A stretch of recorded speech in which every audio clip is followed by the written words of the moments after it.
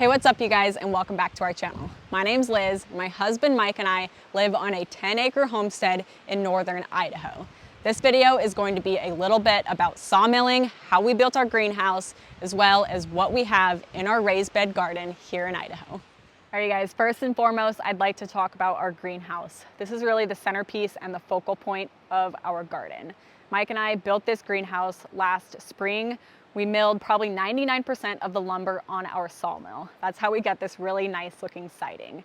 You'll see this type of siding as well as shiplap a lot throughout our homestead, and there's a couple different reasons for that.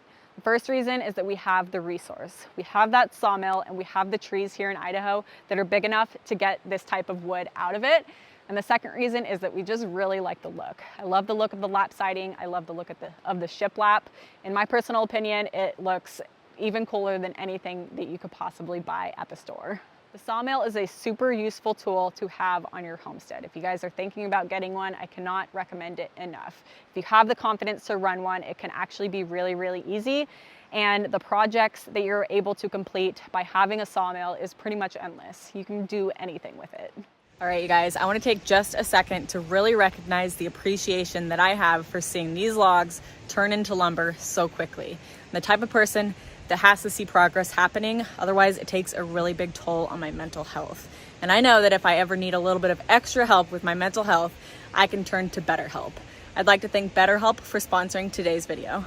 BetterHelp is the world's largest therapy service, and it's 100% online. With over 30,000 licensed and certified therapists, you can get help with an entirely wide range of issues.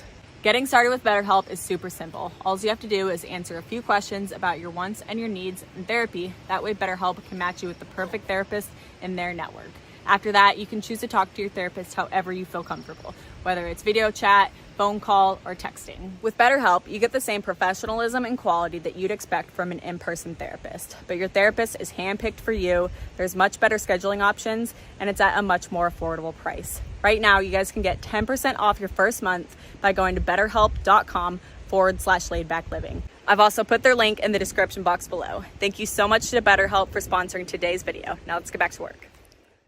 All right, so our greenhouse is made out of pine. It starts off as a really, really light wood like that, and then I put a coat of stain on it. This flower bed around the greenhouse here is probably one of my favorite features. And it's actually not a feature that I can claim was my idea. We had Homestead Rescue here last summer, and they put this flower bed all the way around the greenhouse. So it's on the front and the back, and it goes around on this side. That gives me a really cool opportunity to grow flowers, and it looks really, really pretty when they are in bloom. I love the look of this wood. The bright colors looks absolutely beautiful against that. We have this nice glass door that we got from somebody off of Facebook, as well as all of the windows. So you'll come inside and I'll show you what I've got in my beds. These are the raised beds that we've got all the way around here. And there's something planted all throughout. This is actually mint, and it actually needs to come out next year because that's a perennial. It keeps coming back. It kind of takes over.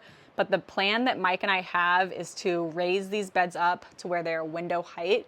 We'll probably be taking these shelves out because that's kind of the downside with building the siding with wood. If we had windows going all the way to like the ground level where the wood starts, then the plants would be getting a lot more sun, but they don't really get sun until, the sun is directly overhead. So we will be building these beds up.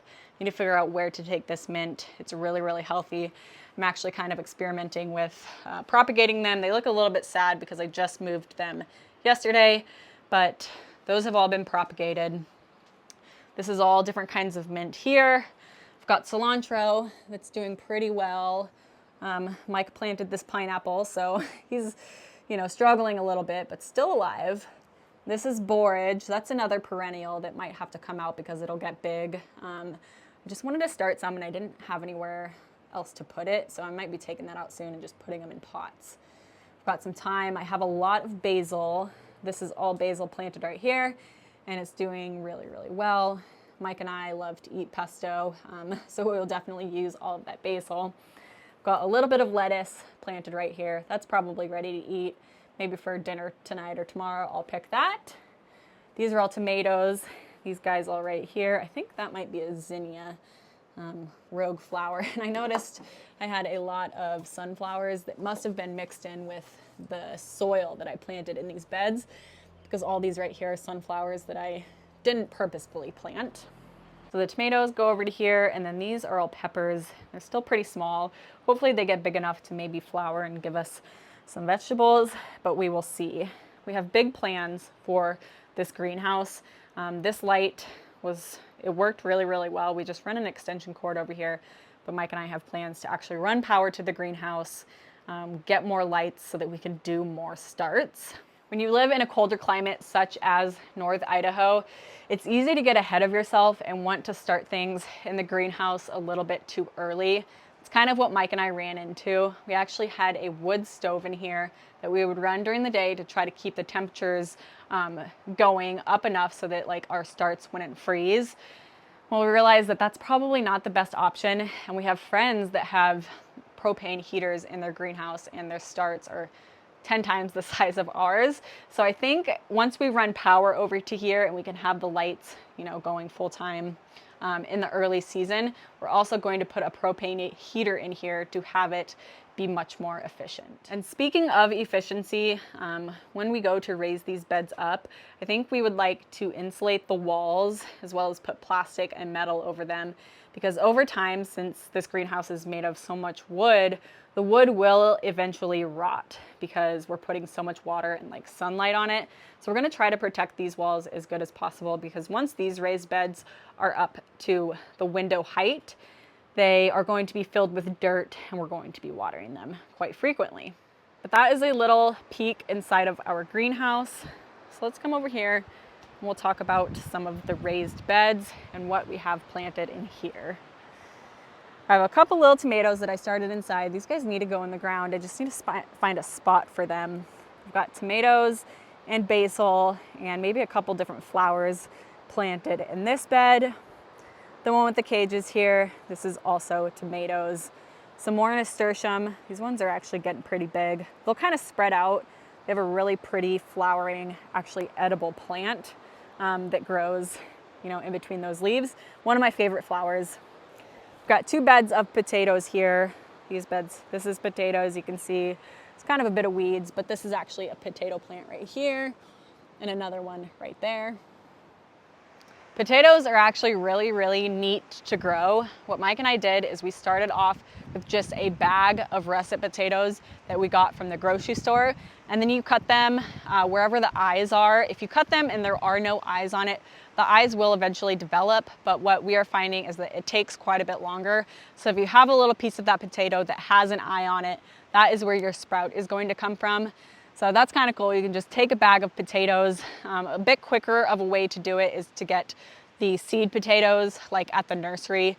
A lot of those are potatoes from like the previous year that have like major eyes growing on them and are going to sprout really, really quickly.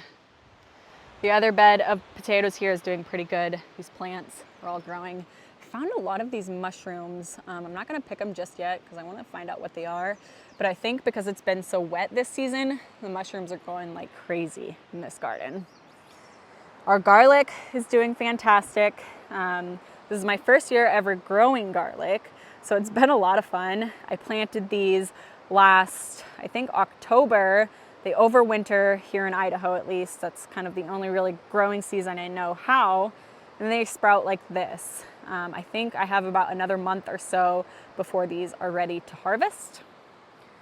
I've got some baby carrots in this bed. You can see that they are sprouting. Slowly but surely. They're still pretty little, but they're doing really good. I think most of the seeds that I planted are growing. Over here is my bed of broccoli and cabbage. I've also got some flowers that I didn't mean to plant, but they are in here. I think sunflowers. The sunflowers are probably doing the best. I'm gonna not give up on the broccoli or the cabbage yet, but I don't seem to have a lot of luck with it this year. Maybe it's just me. I don't know if they're growing very fast. I'd love to know any of you guys that have successfully grown cabbage or broccoli, how you do it, if there's any like tricks or anything like that.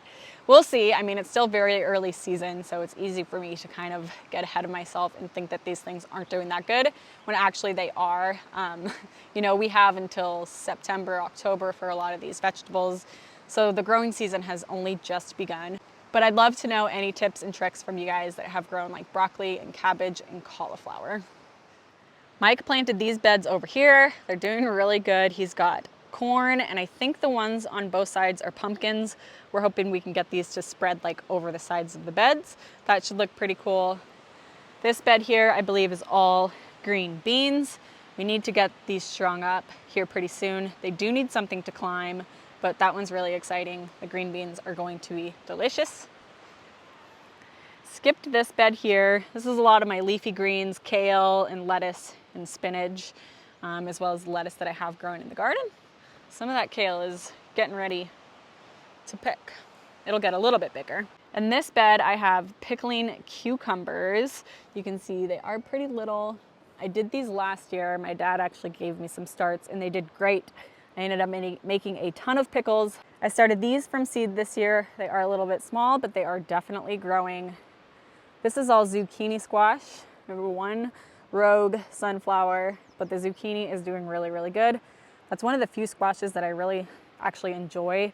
Not a huge fan of like the yellow squash. Butternut squash is all right to me, but I do like the zucchinis, so we should get a ton of those. Over here is peas. This is another one that I need to get strung up. These bigger ones, we started in the greenhouse, so they're obviously doing a little better. And then I have a few rows here that are a lot smaller that I planted outside, but those definitely should all grow. We've got corn going over here. The corn is doing awesome, as well as watermelons there in the middle. We have a lot of corn, so that'd be really great if it grew. We've never had success with it. This is really our first like major growing season where we're hopefully going to get a lot of fruit and vegetables. If we could do it all over again, there really is nothing that I would have done differently building this greenhouse. The finishing touches were a huge addition when Homestead Rescue was here. They actually are the ones that moved our garden up to the upper landing by our shop. It used to be down at the bottom near our sawmill, so they actually drug that up here. It held up. This rough sawn lumber is really where it's at if you have that option. We absolutely love our sawmill, and we love they were able to mill our own lumber to build anything we could ever want to. So we are in zone 6, and this is how our garden is going right now. I'd love to see your comments. Leave them down below what you are growing in your garden if you have any questions for us. We will catch you guys in the next video. I appreciate you watching.